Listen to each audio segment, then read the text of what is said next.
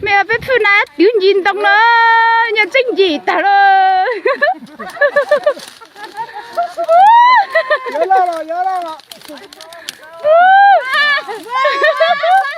哇，你这拉咋的了？吃不差没有？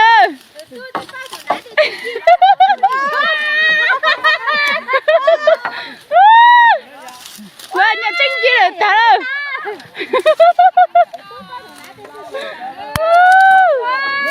哎呦，看到咋的了？吃不差，你到等动了。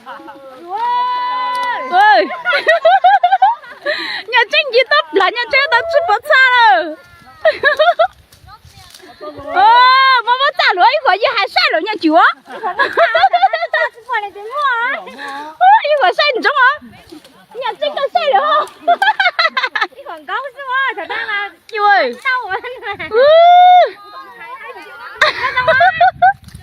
，cậu có cặp bông mà biết chụp bao đó, còn gì còn tung à? Yêu ơi. Rồi, giờ tao trả ta rồi. Sao mà bọn tôi nó tứ á, mà bọn tôi nó tứ. Gì tưởng tao nào, nhà tranh tao tưởng gì lo nhà tranh gì là. Sao tao ý mà xanh chúng rồi. Ôi, gì anh tao đó.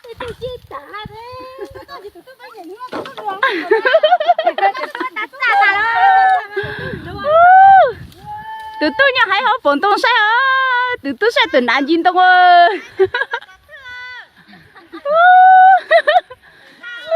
Em tao chặt ta đó. Mà chụp ra đây một. Ai vô anh nó cũng chặt ta đó. tí rồi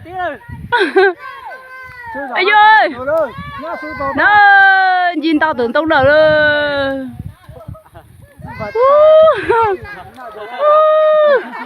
Mà bánh sướng rồi ơi, nhà chính là một bánh sướng chỉ tan tan sườn tông rồi.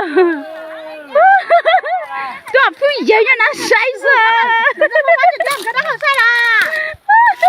Tôi đuổi để nó say nó từ nát nhìn tông rồi. Tôi coi nát cho như sát rồi hỏi nha nó say rồi mua bánh sướng chứ toàn tao nghĩ hỏi say có gì thì tôi chưa rõ sao nữa kìa nó tứ nhân sinh gì nè kìa chứ mà đánh chè chứ nhà sinh gì sao phải chó lù luôn đây lù lên hãy tiêu ra mà cái để tốt rồi ai ơi cháu tôi này con nào cháu còn dâu cái gì sự lì giá tôi thiếu lại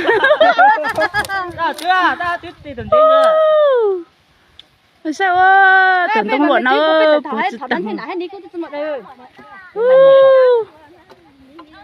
ai ơi anh chính là tóc giả đó là chụp vào xa mẹ chụp vào xa chụp vào xa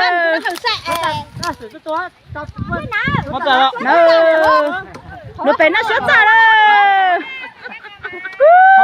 từ nó giờ phụ nản lắm ha khi từ cầu xa thừa nè mình còn tùng đâu chụp xa nè nó góng xa rồi góng xa rồi nhà chúng ta góng xa rồi chụp vào xa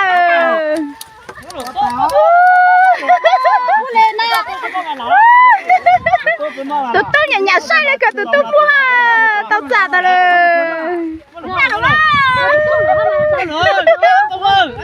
mày nhà sai lên mày sao chú giả rồi mày chết tao có sắc không muốn trốn trình xuân tông rồi lọt tăng lên lọt giả tao chú giả rồi tao rồi hả chút giả rồi thế là mày tên xe rồi tự nhiên chơi cái nó đánh chín nó nhìn nó lọt giả rồi được rồi giờ tay ta chỉ tao giờ tay mới cầu xa nó chỉ tao là giờ tay mà chút xa đó giờ tay như nào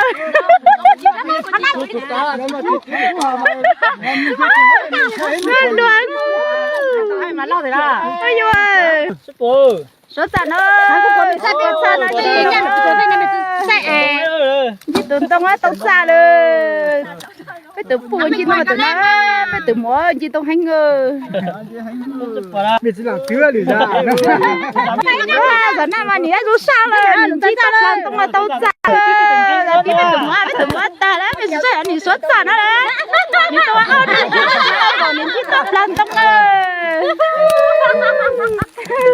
từ tôi nó từ nãy chỉ tao là ta rồi cũng quay tao cũng người chơi gì hết sai luôn